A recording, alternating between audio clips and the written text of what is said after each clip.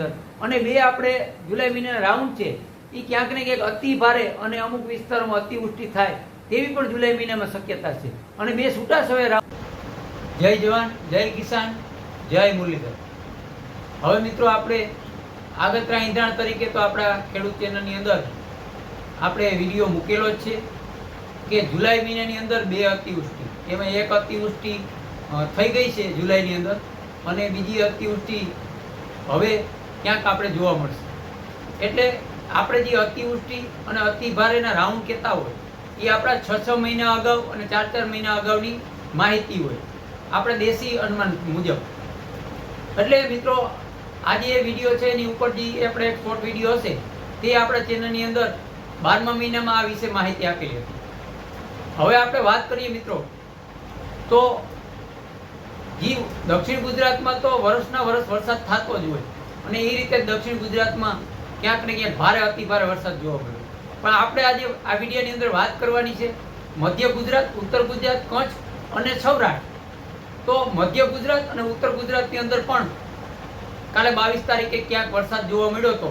પણ આજે 23 તારીખથી મધ્ય ગુજરાત, ઉત્તર ગુજરાત એમાં તમામ વિસ્તારોમાં 23, 24, 25 તારીખની અંદર ત્યાં સારામાં સારો વરસાદ થાય અને ક્યાંક ભારે અતિ ભારે વરસાદ થાય તેવી શક્યતા છે. એટલે આપણે જે હવામાન વિભાગ દ્વારા જે આપણે ક્યાંક ને ક્યાંક માહિતી મળતી હોય અને સાવચેત રીતે પગલાં લેતા હોય એમાં ખાસ કરી અને જે આપણે હવામાન વિભાગની જે માહિતી આપતી હોય તે મુજબ આપણે ક્યાંક ને ક્યાંક એક એમના માર્ગદર્શન હેઠળ અને જે આપણે એલર્ટ કરતા હોય તેમની વાત માન્ય રાખી અને આપણે ક્યાંક સાવચેત પણ રહેવું જોઈએ. એટલે ઉત્તર ગુજરાત અને મધ્ય ગુજરાત. મિત્રો હવે વાત કરીએ કચ્છની. તો કચ્છના કાલે 22 તારીખે રાપર સાઈડ પણ ઘણા વિસ્તારો એવા હશે કે ત્યાં વરસાદ જોવા મળ્યો. પણ આગળ આજે 23 તારીખ છે અને 23 તારીખે કચ્છના વિસ્તારમાં પણ પલટો આવશે.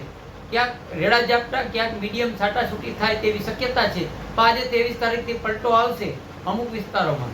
અને 24, 25, 26, 27 અને 28 તારીખ એમાં 25, 26, 27 તારીખની અંદર કચ્છના પણ ઘણા વિસ્તારોની અંદર સારો વરસાદ થાય અને અમુક વિસ્તારોની અંદર મીડિયમ વરસાદ થાય તેવી શક્યતા છે મિત્રો. એટલે કચ્છના વિસ્તારોને પણ ક્યાંક ને ક્યાંક વરસાદનો સારો લાભ મળશે. પછી વાત કરીએ મિત્રો સૌરાષ્ટ્રની. તો સૌરાષ્ટ્રના ખાસ આપણે પશ્ચિમ સૌરાષ્ટ્ર એમાં ખાસ કરી અને પોરબંદર, જામનગર અને દેવભૂમિ દ્વારકા. તો પોરબંદરના વિસ્તારોમાં આપણે 20 તારીખ પછી ક્યાંક ને ક્યાંક 21, 22 તારીખે મીડિયમ ઝાપટા અને ક્યાંક મીડિયમ વરસાદ થયો. અને આગળ પણ 23 તારીખ, આજે 23 તારીખ છે તેમાં પલટો આવશે, વધારે રેડા ઝાપટાનો અને વિસ્તારોમાં પણ વધારો થાય.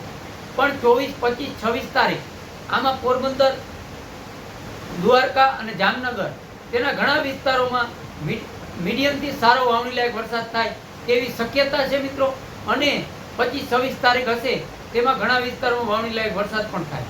પણ બીજા સૌરાષ્ટ્રના વિસ્તારો છે જેમ જુનાગઢ, સોમનાથ, અમરેલી, ભાવનગર, બોટાદ, રાજકોટ, મહુવા, સુરેન્દ્રનગર, મોરબી, હળવદ તેમાં પણ ક્યાંક ને ક્યાંક વરસાદ મીડિયમથી સારો વરસાદ થાય તેવી શક્યતા છે મિત્રો.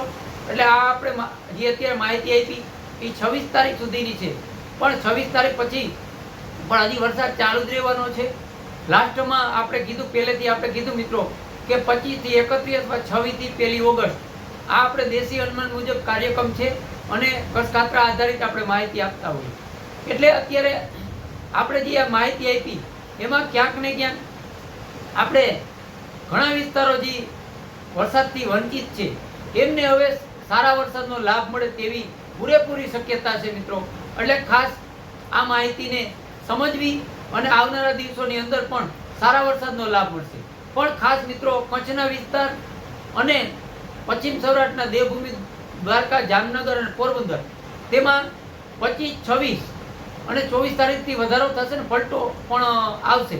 પણ 25, 26 તારીખમાં ઘણા વિસ્તારોમાં મીડિયમથી સારો વરસાદ, વાવણી લાયક વરસાદ થાય તેવી શક્યતા છે.